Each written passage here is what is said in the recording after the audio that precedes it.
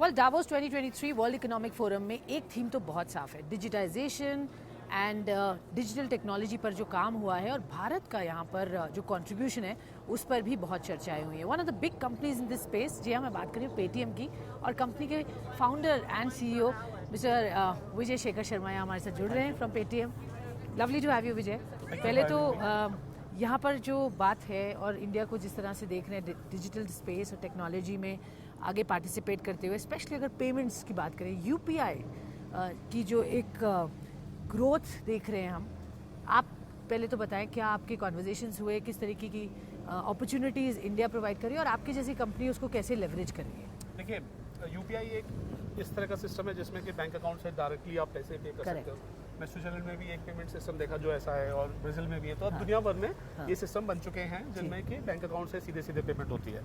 सबसे बढ़िया बात क्या है कि हमारा सिस्टम क्योंकि मैच्योर हो चुका है और बहुत आगे जा चुका है, तो हम नए नए प्रॉब्लम सोल्यूशन ऑफलाइन करना, जिसमें कि आप अब स्टॉक एक्सचेंज के इन्वेस्टमेंट्स के बारे में बात करी जा रही है। और जैसे आपने देखा होगा कि लोग ब्लॉक कर देते हैं पैसे या फिर ब्रोकर को देके रख लेते हैं, तो अब वही प्लान बनाया जा रहा है कि उसको क्यों ना डायरेक्टली कर दीजिए पेमेंट।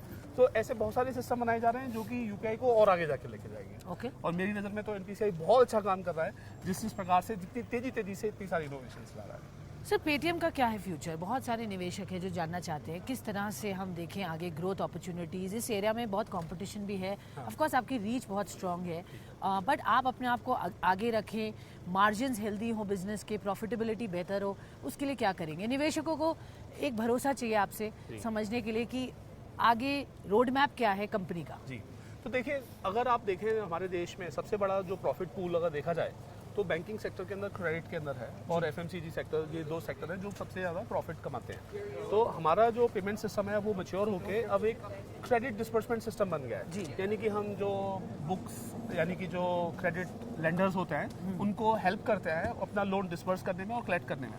तो हमारी कंपनी उसमें से कुछ बीच में मार्जिन बनाती है। ये बिजनेस आपने देखा होगा, अगर अपने इन्वेस्टर्स जो कि इसमें ट्यून देने, उन्होंने ट्रैक करके देखा होगा कि हमारे नंबर बहुत हेल्दीली 100% में ईयर ऑन ईयर ग्रो कर रहे हैं। तो उसकी अपॉर्चुनिटी मुझे लगता है बहुत बड़ी है। देखिए, देश के अंदर क्रेडिट की डिमांड बहुत बड़ी है जी, और देश के अंदर क्रेडिट की नीड और सिस्टम, सरकार, रेगुलेटर सब ये चाहते हैं कि इस तरह से क्रेडिट डिस्पर्स हो।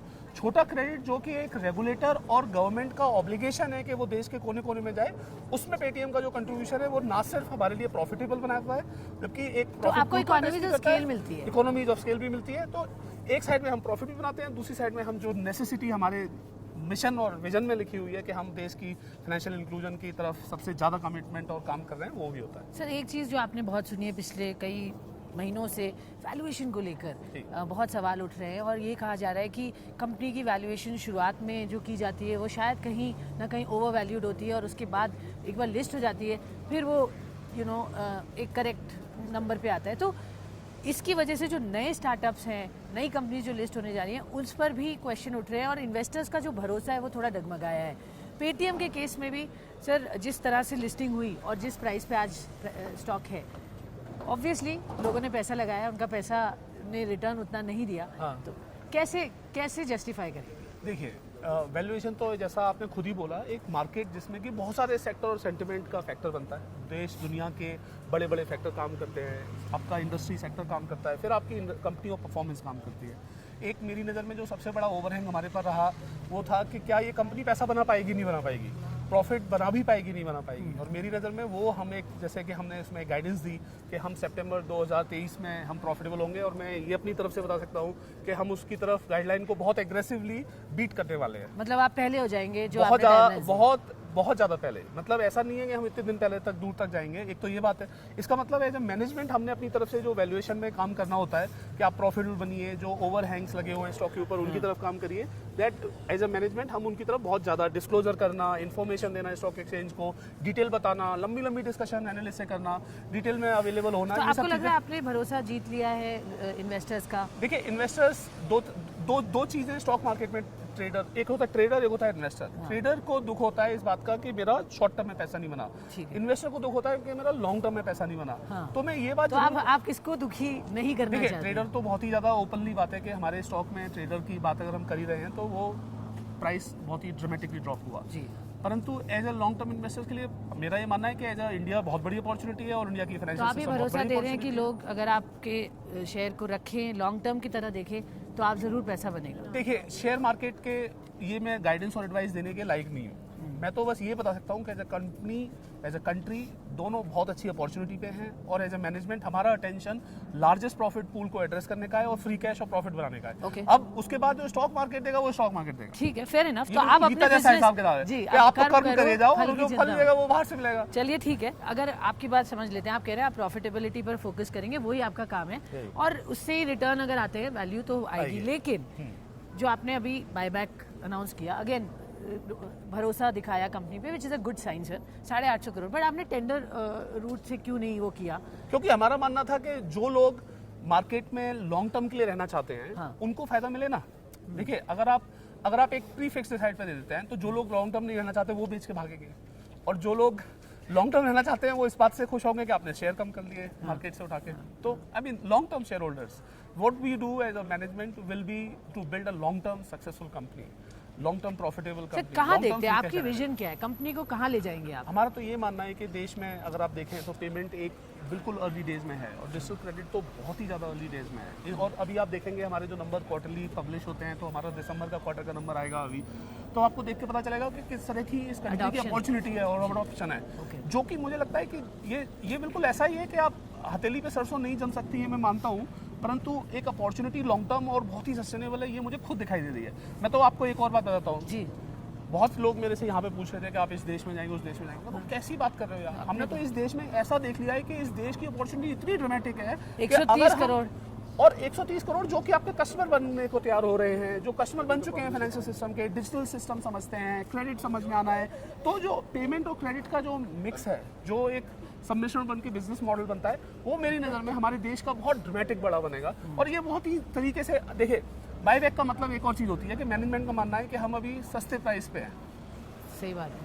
तो हम ये मानते होंगे ना कि आपने हम सस्ते भरोसा प्राइस पे आपने भरोसा दिखाया और इससे लोगों को ये एक आश्वासन दिया कि हैं। और हमें पैसे की जो हमने आईपीओ और जो अदरवाइज हमारे पैसे हैं, हमने ये भी बताया कि हम अपने अंदर से कमिटेड हैं कि फ्री कैश जनरेट सर करें। देखिए, लोगों ने पैसा खोया तो जाहिर सी बात है उनको दुख है, वंस बिटन ट्वाइस शाय, उसकी वजह से मामा अर्थ के जो आईपीओ आ रहा है उस पर भी बात उठ रही है। वो कह रहे देखिए, हैं आप ठीक यू नो है, दूसरों के आईपीओ के बारे में मेरा कोई कमेंट नहीं है, हाँ। और मैं तो बस ये बोलना चाहता हूँ कि जी। भारत की जो स्टार्टअप स्टोरी है, डिजिटल इंडिया स्टोरी, बहुत बड़ी स्टोरी है। बिल्कुल। आपको ये देखिए कि शुरुआत के दिनों में तो हर चीज़ के ऊपर एक क्वेश्चन होता ही होता है ना। जब एक नई सरकार बनती है, देखिए अभी ये हो रहा है, वो हो रहा है, क्या होगा। तो अब एक मेरी नज़र में हमारी सारी की सारी जो स्टार्टअप्स जो एक तरह से प्राइवेट इन्वेस्टमेंट के बीच में रहीं, अब वो पब्लिक मार्केट मैच्योर होना स्टार्ट हो चुकी हैं। ठीक है, तो अब आप देखिए कि हमारी कंपनी को देखिए, जी। हम एक साल के अंदर किस तरीके से अपनी maturity in terms of what disclosure, what kind of governance, what kind of numbers, what kind of focus we have to put, we've been extremely clear about it. Okay. So in my opinion, the country has now discovered that there is an opportunity for new age companies to come up and address opportunities. Bank licence के लिए जो आपने एक ये payment bank licence है हमारे पास, जी। क्योंकि हमारे पास अगर आरबीआई को एक टाइम पे हमारे को अपॉर्चुनिटी देने का मौका मिलेगा तो उस टाइम जी। हम डिस्कस करेंगे जी। कि क्या हम अप्लाई करें स्मॉल जी। Finance bank. अभी तो हमारी बैंक को अपॉर्चुनिटी नहीं है नए कस्टमर ऑनबोर्ड करने की। मैं ये Correct। बताना चाहता हूँ, अभी हम आरबीआई के अंडर एम्बार्गो है जी कि नए हाँ। यूजर नहीं डाल सकते। जी। तो पहले हम वो जो नेसेसरी ऑपरेशन रिस्क कंप्लाइंस है उनको हमने कंप्लीट किया। मैं बहुत खुशी के साथ बता सकता हूँ हमारे नए सीईओ साहब भी अपॉइंट हो गए हैं बैंक के अंदर। हमारी नई टीम जो आई है उन्होंने बहुत अच्छी मेहनत करी है। तो अब हम वेट करेंगे कि आरबीआई हमारे एम्बार्गो को ओपन करे, उसके बाद फिर हम वेट करेंगे कि क्या हमारे लिए आगे अपॉर्चुनिटी बनती है बैंक में। Okay, wonderful sir. तो आपने कहा लॉन्ग टर्म में स्टोरी बहुत इंटैक्ट है और डेफिनेटली बिजनेस ज़्यादा प्रॉफिटेबिलिटी की तरफ आप बढ़ाएंगे। टारगेट के पॉइंट ऑफ व्यू से अगले 4-5 साल में कहाँ देखते हैं आपकी कंपनी? देखिए, क्योंकि आपने कहा है देखिए, मैंने एक बात देखी, इतने सारे बहुत, लोग बहुत सारे लॉफ्टी टारगेट पब्लिकली देना अपने आप के लिए लोगों से बस यही कहलवाने की जरूरत है उम्मीद कि जगा देते हैं। वो फिर मिसअंडरस्टैंडिंग में आ जाते हैं। मतलब मैं कहूँगा कि आप ये बताओ, अपनी प्राइम ऑफ लाइफ जिस व्यक्ति और जिस टीम ने अपनी जिंदगी के 10-20 साल इसी चीज में लगाए, हाँ। उनको क्या उम्मीद होगी इससे? छोटी उम्मीद होगी? नहीं, sky is the छोटी उम्मीद limit, नहीं sir। होगी ना, नहीं, बिल्कुल। कंपाउंडिंगली बड़ी उम्मीद होगी। और जब सक्सेस मिलती है और जब आपको पता चलता है कि रेवेन्यू है, जब आपको पता चलता है प्रॉफिट पूल है, तब तो आपकी उम्मीद और भी बढ़ती है। सर मार्जिन तो हमारी एक्सपेक्टेशन कैसे बढ़ेंगे इस बिजनेस में? मैंने बताया ना कि पेमेंट बिजनेस जो कि हमारे लिए एक तरीके से हमने सब्सक्रिप्शन बिजनेस डाला, जिसमें कि ग्रोथ जो है वो सब्सक्रिप्शन के द्वारा बॉटम लाइन की तरफ आती है डायरेक्टली। Right। और दूसरा जो क्रेडिट और फाइनेंशियल सर्विसेज बिजनेस है जिसमें अगेन बॉटम लाइन की तरफ आती है, ग्रोथ ऑफ मार्जिन है वो। एंड वहाँ पर हमारे आप देखिए कंट्रीब्यूशन मार्जिन हमारे किस तरीके से बढ़े हैं। ओके तो देखिए आपने कंपनी का कहना है कि प्रॉफिटेबिलिटी की तरफ बढ़ रही है और सितंबर का जो टारगेट दिया है कि ये बन जाएगी प्रॉफिटेबल कंपनी, उससे पहले बन जाएंगे, ये दावा कर रहे हैं कंपनी के founder and CEO. Thank you sir, बहुत बहुत धन्यवाद। Thank you so much for take care.